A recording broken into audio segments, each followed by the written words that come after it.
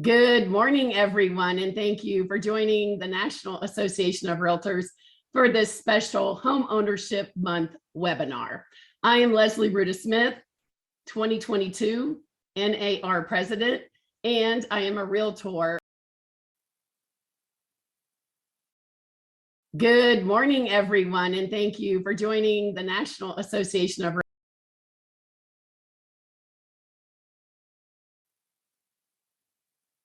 Good morning, everyone, and thank you for joining the National Association of Realtors for this special Home Ownership Month webinar.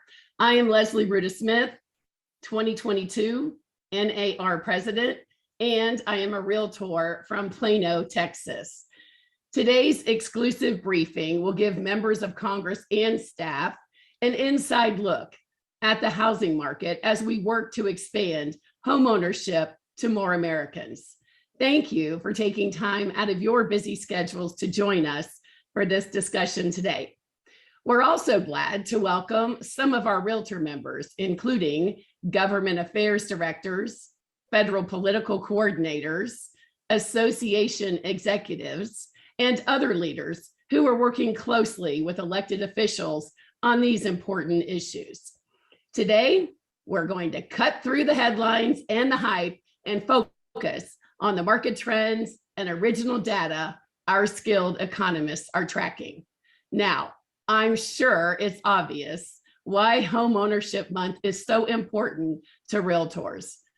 But our commitment to expanding homeownership goes far beyond our own livelihoods. Owning a home is the centerpiece of the American dream. It's the pathway to economic well-being and intergenerational wealth building. The net worth of a typical homeowner is nearly 40 times that of a non-owner. Pretty staggering. Enabling more households to achieve and maintain homeownership is absolutely crucial to narrowing racial wealth gaps. But with rising mortgage rates and a persistent shortage of affordable homes, homeownership opportunities are limited for many middle-class, first-time, and first-generation buyers. Last year, NAR commissioned a report that showed that the United States is 5.5 million housing units short, a gap so large that it would take over a decade to dig out of it. We need a multifaceted, once-in-a-generation response, and we'll talk more about that today. NAR is working with Congress, the Biden administration, and industry partners on solutions to increase homeownership opportunities in America. Thousands of realtors came to Washington at the beginning of May for our annual fly-in and met with many of your offices. Thank you for welcoming us to visit with you while we were in town. Expanding homeownership was definitely a top priority on our list. Our members delivered a list of legislative solutions that help address the housing shortage, and that list is available at our website at nar.realtor/homeownership-month. We look forward to continuing our collaboration to ensure all Americans have the opportunity to achieve their homeownership dreams. As you consider legislative proposals, we also encourage you to consult NAR's research products. Our skilled economists produce and analyze a wide range of data on real estate that is specific to your state and your district. You'll learn much more about these resources shortly. To be respectful of your time, we won't be doing audience Q&A or using the chat function during today's presentation. However, we welcome your inquiries and have set up an email box just for you for your questions.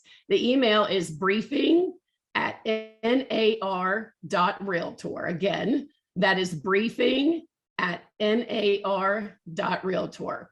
Our staff will gladly respond to you in the coming days. With that, I am pleased to introduce Dr. Jessica Lautz, NAR's Vice President of Demographics and Behavioral Insights. and she is truly one of our special gems. Jessica examines trends for NAR members and consumers through surveys, focus groups, and data analysis. She frequently discusses her findings in major media outlets and international presentations. Jessica has received numerous accolades for her work, including being named among the 100 most influential women in the housing industry. She received her doctorate in real estate from Nottingham Trent University in the United Kingdom and a master's in public policy from American University. Please help me welcome the one, the only, the amazing Jessica Lautz. Thank you so much, Leslie, for that introduction. That was very incredible. I'm super excited to be here today to really unpack what's going on in the housing market. If you saw the existing home sales data release that we just released this morning, you probably have some questions. So I'm going to go over what's going on in the housing market. What are some big influencing factors? Who's being left out of the housing market? Why we have these issues, and then some demographic changes. So a big tall order that we're going to scoot through in 30 minutes, but let's do it.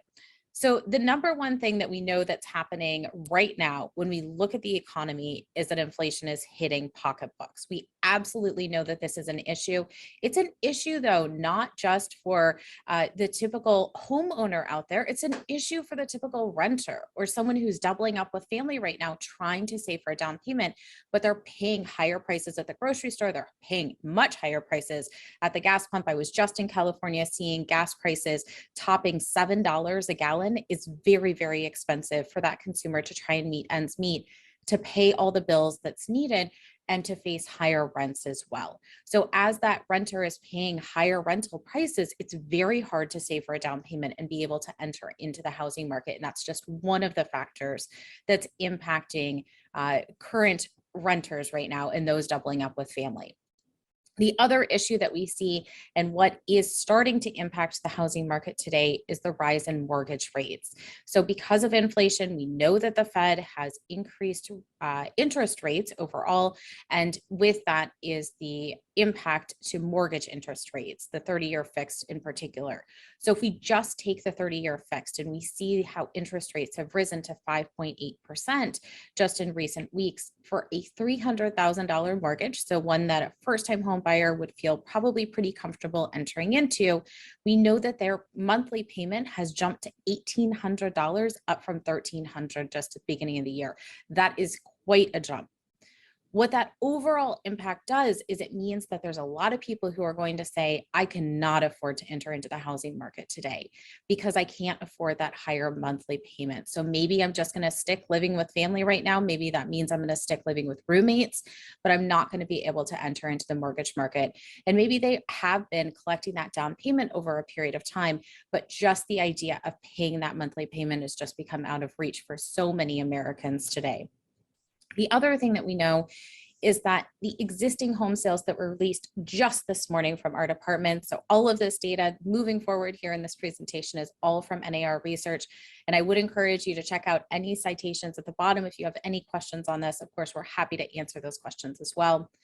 Looking at the existing home sales data that was released just this morning, what we know is that we still have pretty low inventory.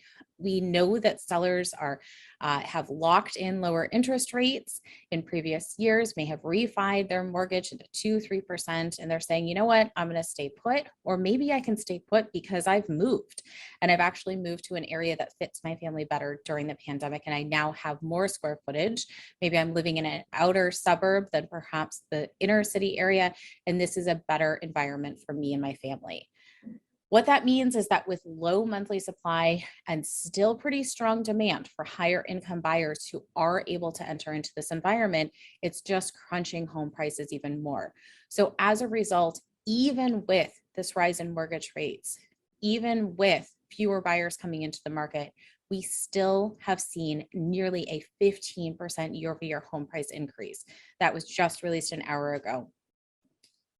The result is that we're seeing this in nearly every major city across the country. It used to be, when we think about affordability, when we think about the affordability crisis and housing, that we would only see this perhaps in California, or we'd only see this in Portland or Seattle or Austin. We're seeing this all over the country right now. And this rise in prices is really hitting consumers, and it's really hitting affordability. So we are seeing this in places that we hadn't before. And some of that has to do with the mobility trends and people moving across the country to different areas. Maybe it's a small town that's become very attractive to this particular buyer to be close to friends and family throughout the pandemic and have that support system around. Or maybe it's just because hybrid work has allowed the flexibility that many employees are really enjoying today. And that has really opened up the housing market in different areas. And people are saying, you know what, California is too expensive. Let me look at Phoenix or Tucson. And that's opening up those markets. The other thing that we're seeing is that this is happening for a very extended period of time. And that's what's really unique about this housing market as well, is that we're talking about 123 straight months of year-over-year home price gains. For any Hill staff who is living in the DC area, you are feeling this. You are feeling all these crunches. It is very expensive to rent here. It's very expensive to purchase here. And so all of these impacts are absolutely hitting consumers' pocketbooks, but they're hitting Hill staff as well. The other thing that we know is that the buyers today are a little different. 25% of them are all cash buyers. They're able to enter into this environment and not even take on a mortgage. They don't care about those rise in interest rates. That rise in inflation may not hit them as much. In fact, they may actually say, you know what? Going into an environment where perhaps I'm buying this rental unit may actually be the investment for me. We're seeing 16% of the market are mom and pop investors, vacation home buyers, so not large institutional ones, which we do have research on that as well, but they're mom and pop investors. The other thing that we continue to see is it is a competitive environment. So we still see multiple offers on homes, even with this rise in rates. So a quarter of home buyers are waiving that home inspection. They're waiving the appraisal inspection and saying, it's okay, I'm going head first in here. I'm moving into this home. If I can get it, if I can get my contract accepted, I'm willing to take these risks and take them on as this particular home buyer to enter into housing. All of this research is released monthly in our Realtors Confidence Index, so I would highly encourage checking that out. It's a great source for who today's home buyers are and what members at the National Association of Realtors are experiencing as well. So with this rise in inflation, with this rise in interest rates, with the rise in home prices, it's going to mean fewer sales. We're already seeing that today. So today's existing home sales continues on this forecast line, but what we know is that there will be a drop in sales. We're already seeing it today because there's just going to be fewer buyers who can afford to purchase in this housing market. Sure, there's wealthy consumers. Sure, there's wealthy individuals who can, but for many out there today, this will not be a market that they can join. And so what we'll see is that home sales will go back down to a pre-pandemic pace. During the pandemic, there was that frenzied activity. And so we're going to see a retraction in that. And we're already seeing that in the marketplace today. It's likely going to continue throughout the year. The one big thing that I would say, though, is that our expectation and what our forecast currently says is that we do expect that home prices will continue to rise. They'll stay pretty stable. And the reason why is because you do have those wealthy consumers who can meet those prices in the marketplace. So maybe there's fewer of them and that's going to drop home sales. But as far as prices go, they're probably going to hang on. Maybe it's select markets where it's been very, very overheated. We've seen a lot of very aggressive bidding. But as far as home equity goes, it really does seem to be hanging on, and it seems to be still increasing that double-digit pace of 15% increase on a year-over-year basis. So if what I'm saying is not a true reflection of your market and what's going on, this is where I bring you down to the local data. We have congressional district reports that we release that we post on our website. You can go into your district. You can grab what's going on exactly in your district. So you can understand what part of real estate is part of GDP, the employment in real estate in your local district. What is the homeownership rate? How many units are occupied versus rental? The housing affordability and home prices, and the demographics of your local district. This is fantastic. It's a printable PDF, so if you need a hard copy, you can grab it, but it's also an interactive map, which makes it really easy to navigate. So link at the bottom there if you want to grab that information. The next resource that I would give is flood insurance. It's always a hot topic. It's always very important. So if we talk about people buying in flood zones, and maybe that means they're just on a little tiny river versus looking at these big coastal areas around the country, obviously the impact is different, but it's still the same. What it means is that it means an extra payment to that home buyer, that when they purchase that property, they also have to pay for this. What that does is that that's going to impact affordability as well, but you want to know where that impact is. So you can grab this by also congressional district report. Also very important to be able to have this as a printable PDF, but also interactive so that you can actually understand what's going on in your local district. The next thing that I would say is that Leslie went over just what the economic impact is for housing. But what's really important is to be able to break that down on a state level as well, because it's different. We know that home prices are different in different areas of the country. In some places within the state of California, we know the median home price is $1.8 million. So the impact of a home sale there is just going to be larger just because of the home sale and the home price that's contributed to that local economy.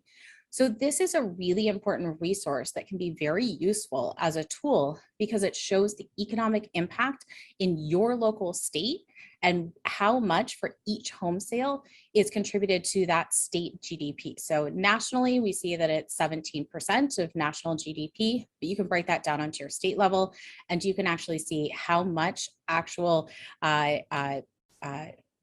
economic impact is for each home sale. And that's not just the home. We're talking about everything related to that home purchase. So once you're in, you probably want to furnish it. You need to hire a mover. All of those things are going to contribute to that local economic impact. All right, so I want to go into a completely different topic. I want to shift gears here a little bit, but I do think this is pretty important to look at the racial divide in homeownership. NAR research has done a very deep dive on this, and a lot of this information has been passed the hill. This is part of the talking points for our fly-in in May, and we're really proud of this research that we have been doing because we're trying to really put the data out there to try and narrow this homeownership divide when we look at the racial gap. So let's take a look at the data. A lot of this information is based on a state level. You can grab all these reports on our website as well. So let's dig in. When we look at the national level, what we see, and you may be very well versed in this data because it has been talked about quite a bit, but what we do see is the homeownership rate for white Americans is more than 72%. When we look at the homeownership rate for Black African Americans, what we see is that the homeownership rate is just 43%. That gap has actually widened during the pandemic, and it's widened over time. It's as wide today as when the Fair Housing Act began back in 1968. So we know that there's some underlying issues here. What we did is we wanted to dig into this by a state level, because it's one thing to say it on a national level, but it's really a different thing to say it on a state level. It makes it, I think, a little more striking when we look at some of this data. So taking a look at this, I'm going to show you 5 different maps here. The first one is the homeownership rate for white Americans within each state. So if we take a look at, say, Washington State, that's my home state where I'm from, and let's take a look at Florida. We can take a look at these two kind of along the way, taking at opposite ends of the spectrum here. So looking at Washington State, 68% is the homeownership rate for white individuals within the state, 75% actually within the state of Florida. It's a higher homeownership rate, we know within that state overall. If we look at the Asian Pacific Islander homeownership rate, we're starting to see some pretty stark differences. So you can go to your home state, obviously, and look at this data here as well. But taking Washington, we're at 62%, so it drops pretty considerably. If we go to Florida, it's at 73%, so it hangs on pretty close. The next one that we're going to take a look at is the Hispanic homeownership rate. So here we're going to start seeing some pretty big differences. For the Hispanic homeownership rate in Washington State, it's at 46%. So dropping pretty considerably. It's actually lower than what we saw at that national rate. The next one, looking at Florida, we see it at 56%. So doing an apples to apples comparison. You can pick out your own states here, but you can see pretty quickly across this map that there's some pretty stark differences. If you look at North Dakota, 29%. If we look up in New England, Massachusetts, 31%. Affordability certainly playing a key role here, but there's also other factors at play. The next map and the last one I'm going to show you is the Black homeownership rate. And here you can see some pretty stark differences as well. So Washington State at 34% for the homeownership rate, doing an apples to apples comparison, Florida at 49%. Quickly, you can pick out some very stark differences here as well. If you look at the lighter colors, North Dakota at 9%, South Dakota 13%, Montana 16%, so lowest end of the spectrum in comparison to other states on this map. Mississippi is actually higher at 56% and Alabama 52. So some pretty big differences here when we do this apples to apples comparison. So the next question, of course, is why? Why in the world is this going on? What are some factors we can do to address this? And so we dug into this data. The first one I want to show you here is among successful home buyers who did purchase a home in the last year. There's a lot of data here, but what I do want to show you here is that 41% of Black home buyers did have student loan debt. That is a huge factor because that's going to impact how much you can afford to pay for a home. And when you factor in that mortgage interest rate and you factor in that expense at the end of the month, that debt to income ratio, what you have to actually pay for a home, that's going to be impacted. And we can see that it's higher than for every race that's here on this chart. The next thing that's really important here when we look at this data is there is a higher share of single female buyers who are Black African American in comparison to other home buyers. That means a harder time competing in this market because we know it's a single income in comparison to a dual income couple or in comparison to a single male who traditionally makes more as a home buyer. The other big factor here is just knowing the share of first-time home buyers. If you're a first-time home buyer, you don't have equity from your past home. And so as you enter homeownership, that's going to be harder. You have to save for that down payment. You got to scrape it together from somewhere. And so it's harder to enter homeownership in comparison to repeat buyers in this market. And the other big difference here too is multi-generational housing. We know that it's more common for all minorities of buyers to purchase a multi-generational house. This could be a really big boost because we could see that multiple generations are contributing to that mortgage and to the utilities on that home, or we could see that it could be very, very hard for perhaps a single female home buyer to be purchasing a home with an elderly relative and perhaps a child over the age of 18 who's in college right now. And all of those would be contributing factors that could impact that pocketbook of that buyer. And the next one that I want to share with you is just the down payment source. So if we look at successful home buyers, people pull money from all kinds of different sources. The best one, of course, being that equity from that past home. You have that wealth that you've gained through homeownership, and you can then buy that bigger home, perhaps in that ideal neighborhood that you want to be in. Of course, the other one that's always helpful is the bank of mom and dad. I like that one too. So when we look at this data, what we can see is that for family contributions into that down payment, 25% of Asian Pacific Islanders are using that as a down payment source in comparison to just 13% of Black African American buyers and 12% of white home buyers and Hispanic Latino home buyers. The other source that's very common as well is savings. So just talking together that savings, maybe that's a tax refund, maybe that's just saving for every paycheck you get, but it's most common for Asian home buyers to have that. And all of these sources are very, very important as you scrape that together. And maybe as home prices rise, we have to diversify that. The one that I think is really important here to pull out too is just tapping the 401k or retirement savings. And it's more common for Black home buyers to do that in that transaction as well. And of course, that's taking from other wealth gains that you could have in your retirement savings. But if that's the source you have to tap, that's what home buyers are doing to enter home ownership. The last slide that I want to give you on this topic here, I think is very important as well. And we're looking at the rejection of mortgages. So among successful home buyers, those who did purchase a home in the last year, what we see is that 7% of Black home buyers and 7% of Hispanic home buyers were actually rejected from their mortgage application, even though they went on to successfully purchase a home. What I have to say is that these home buyers were savvy, they were educated, and they knew to go to a different mortgage lender. What could happen though, in that breakdown of that process is we could see that someone is rejected and they say, oh, well, homeownership is not for me.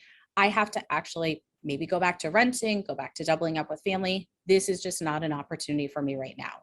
And so we see that the rejection rates for Asian home buyers and for white home buyers is considerably less than what we do see for Hispanic and Black home buyers. All right, so I want to shift gears here. Again, I want to talk about some of the changing demographics that we're seeing in America. I want to talk about everyone's favorite topic, millennials, the avocado toast, all of these things.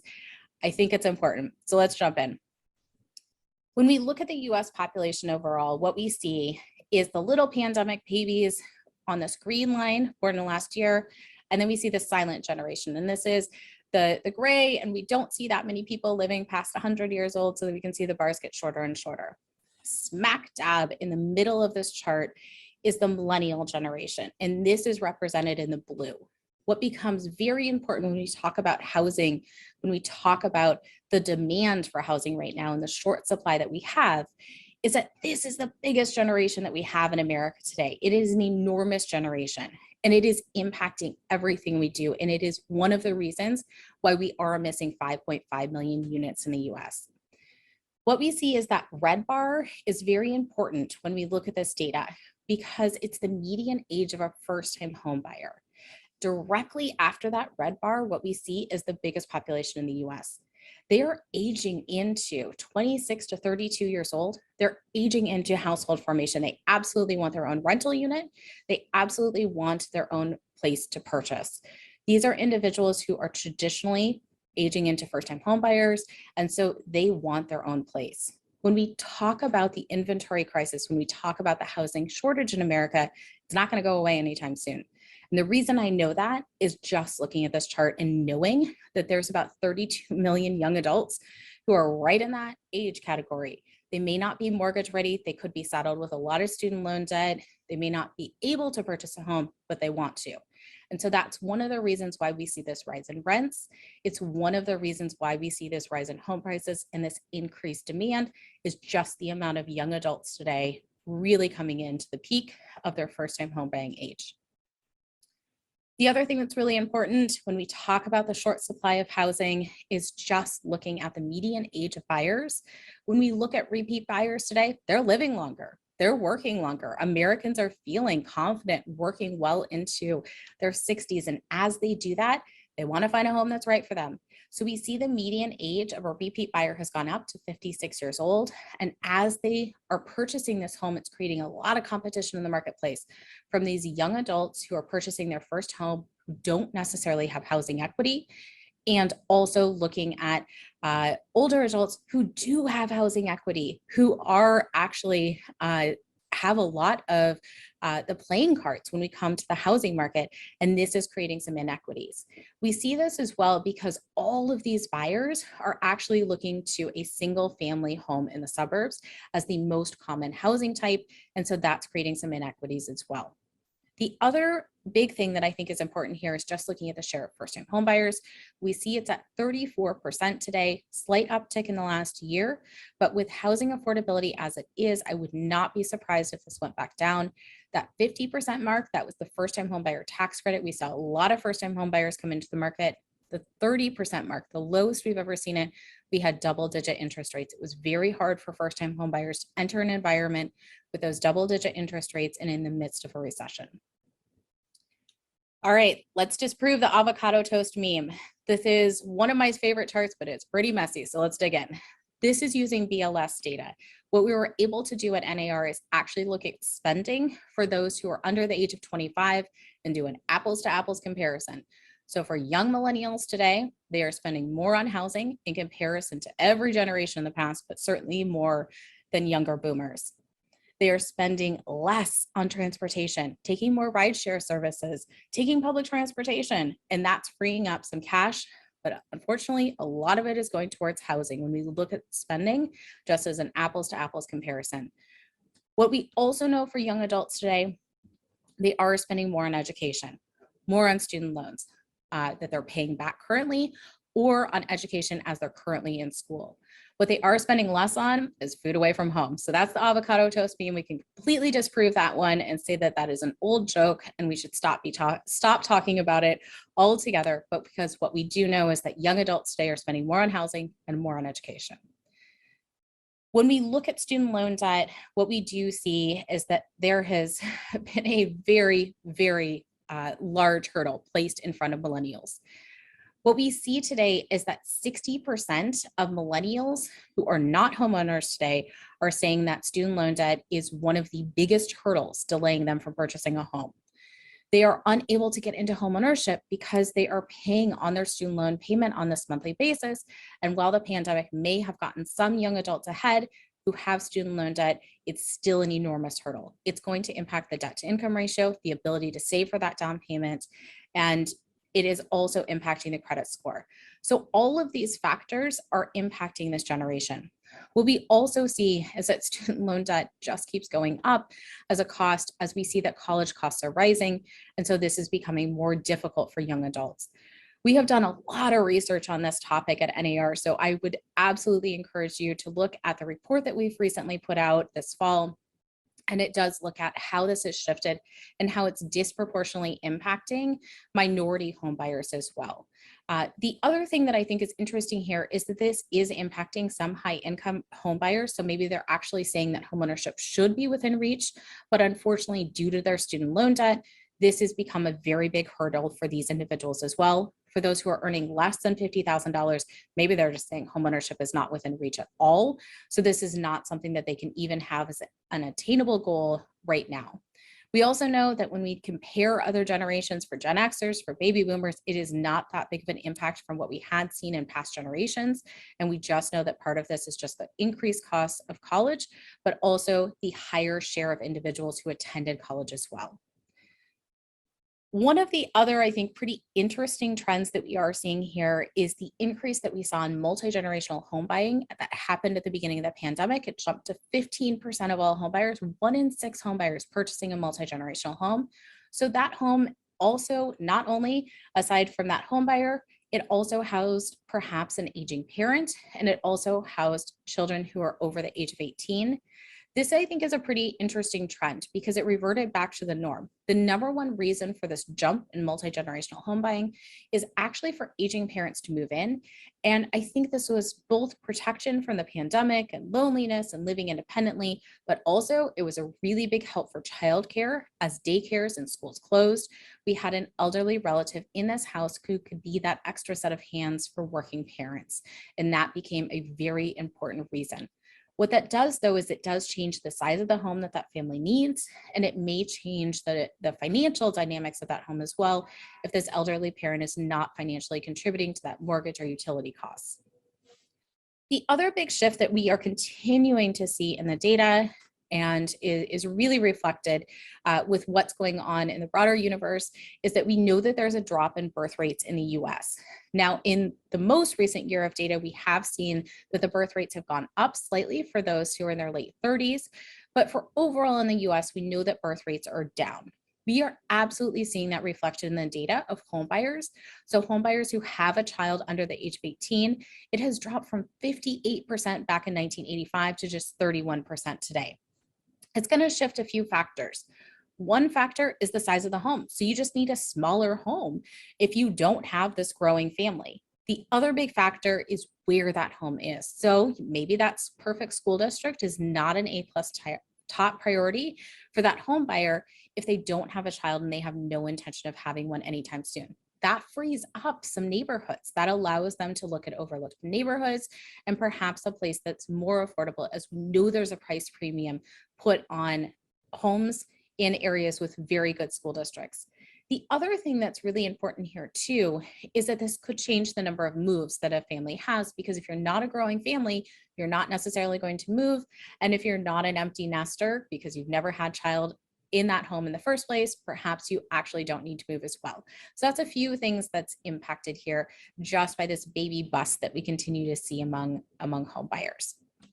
The other big demographic shift that we are seeing is that for first-time home buyers especially, we are seeing this mirror of the drop in marriage rates in this country is being reflected by buyer activity.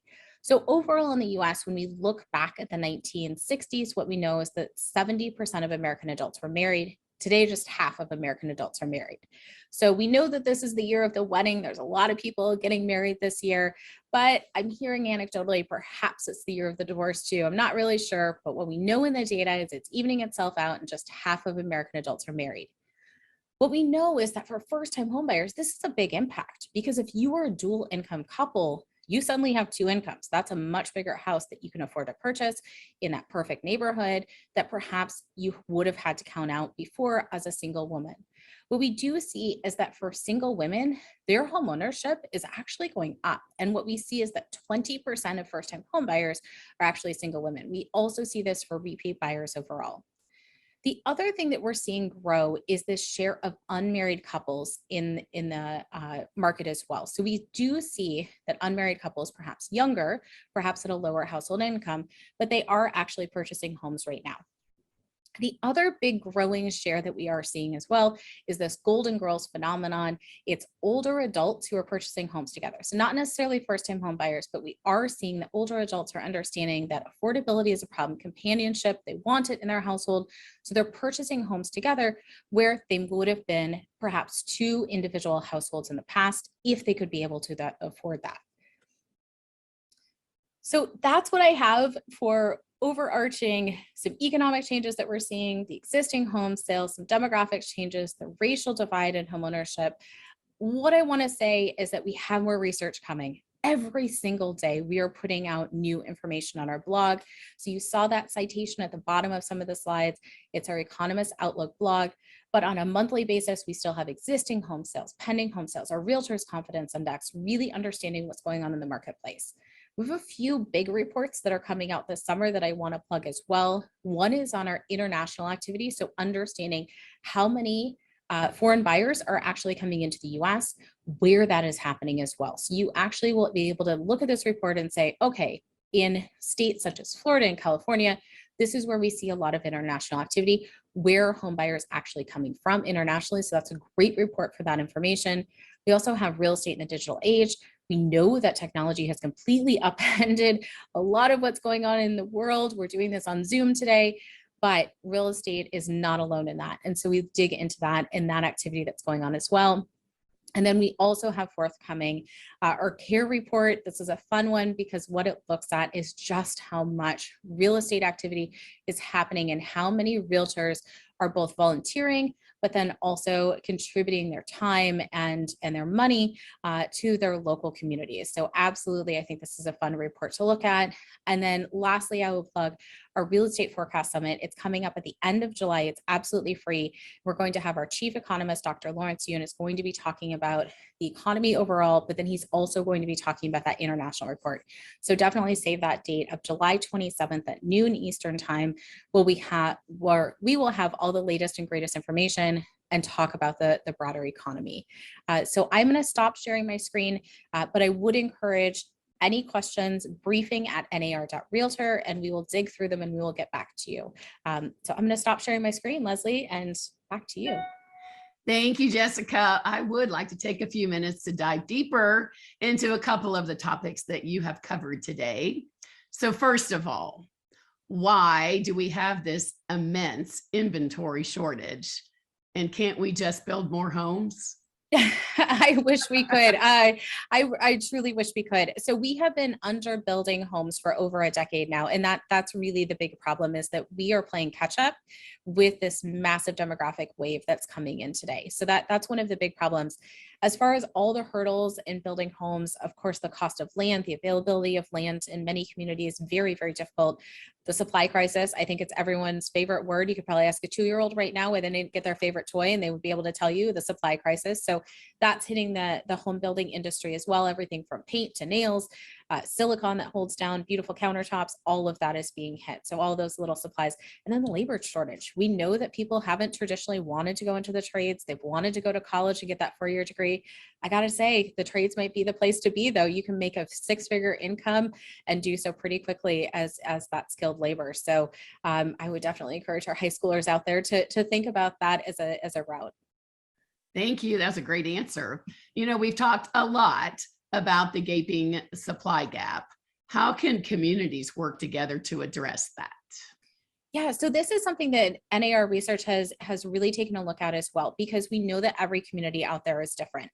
So of course, density restrictions is one of the issues in some communities, in thinking about building multifamily housing as opposed to a single family home. But one of the other things that I think we should start looking at, and some of the research that we've done, is looked at repurposing vacant malls, repurposing vacant hotels and motels, also repurposing vacant office space. So if that office has decided we're a hybrid setting now, or we're completely virtual setting, maybe that frees up some room for residential units to actually go in there. Of course, that means retrofitting, it means labor, but it could be a property that's really put to use in a new and different way. Those are some great ideas to repurpose. I love that. So you mentioned that millennials are the largest share of home buyers, and it's increasing. What do we know about Gen Z and their desire to buy a home? Yeah, so we already see Gen Z in the marketplace. I think it's so interesting. They're just 2% of buyers today, but they're in there. We know that millennials do believe that homeownership is their American dream. That is their financial goal, their housing goal. Maybe they can't have it today, but they want it in their future. And Gen Z is no different. And I think that's very, very encouraging as we look at this. But what it does mean is we need more supply for these young adults to be able to move into, because right now, I don't know, it's not looking pretty good right now. Well, you got that right. You've shared so much great information with us today, Jessica. Tell us where we can go for more information. So nar.realtor is your source. Our research and stats page, it has so much information. There are links at the bottom of all of those slides. You can grab that information as well. But briefing at nar.realtor is the place to send your questions to, and we'll make sure to get back to you. Oh, that's so great. Thank you so much, Jessica, our superstar. Thank you to all of our guests. Thank you for joining us today. We all know that Hill schedules are very tight. We appreciate you dedicating your time to these important issues. If you'd like to revisit any part of this presentation, a link to the recording will be available on our website at nar.realtor/homeownership month. And again, please email any questions that you may have or follow-ups to briefing@nar.realtor. Our team will respond as soon as possible. We hope you will continue to look at NAR as a resource, whether to partner on advocacy efforts or to tap into our research products. Thank you for working with us toward the goal of making the American dream of homeownership accessible to all. Together, we can make lasting change for our constituents and families across this great country. Have a great day, and thanks again for joining us.